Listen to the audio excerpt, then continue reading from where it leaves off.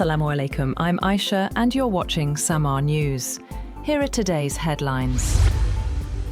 Iran's Islamic Revolutionary Guard Corps, IRGC, says it launched ballistic missile and drone attacks on U.S. military targets in Bahrain and Kuwait, calling the strikes retaliation for recent U.S. attacks on Iranian territory. Iranian state media said the operation targeted Ali al-Salem Air Base in Kuwait and the U.S. Fifth Fleet headquarters in Bahrain. A U.S. official said there were no reports of casualties or significant damage. The United States responded with a second consecutive night of strikes on Iranian military infrastructure, saying the attacks targeted surveillance systems, air defenses, drone facilities, and mine-laying capabilities after an alleged Iranian attack on a commercial tanker in the Strait of Hormuz. The latest exchanges have heightened tensions and raised fresh doubts over the fragile ceasefire established under the June 17th Memorandum of Understanding between Washington and Tehran.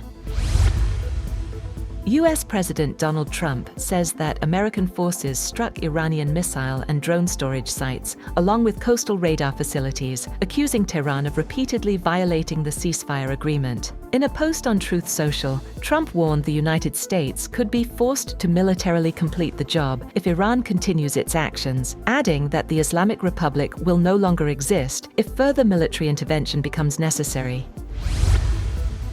Israeli airstrikes killed one person and wounded at least two others in southern Lebanon on Saturday, less than a day after Israel and Lebanon signed a US-brokered framework aimed at ending months of cross-border fighting. The Israeli military said it targeted Hezbollah fighters and destroyed a rocket launcher in the Nabatia area. Lebanon's health ministry confirmed one death, while local media reported additional drone strikes that injured at least two people. Hezbollah rejected the agreement, calling it humiliating and null and void, and vowed to continue armed resistance. Israel, meanwhile, said its forces are preparing for an extended deployment in a security zone in southern Lebanon. Israel's Defense Minister Israel Katz has said that the Israeli forces have been instructed to prepare for an extended stay in the security zone occupied by the Israeli military in southern Lebanon. Katz has said that he and Prime Minister Benjamin Netanyahu have directed the military to maintain its presence despite a US-brokered framework with Lebanon aimed at ending hostilities and transferring control of the area to the Lebanese army.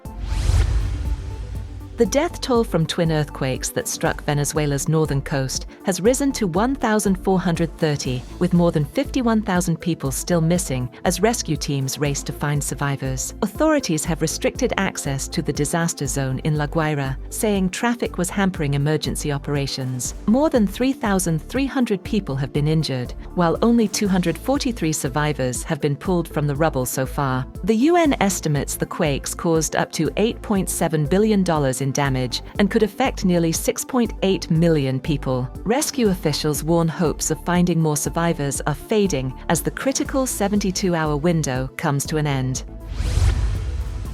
The UAE has strongly condemned reported Iranian drone attacks on Bahrain, calling them a flagrant violation of the country's sovereignty and a threat to its security and stability. In a statement, the Ministry of Foreign Affairs denounced the attacks in the strongest terms and reaffirmed the UAE's support for Bahrain. Gulf Cooperation Council, GCC Secretary-General Jassem Mohammed al-Budaiwi has also condemned the alleged Iranian attacks targeting Bahraini territory. That's all for now. For more updates, visit www.samaa.tv. Thank you for watching Samaa News.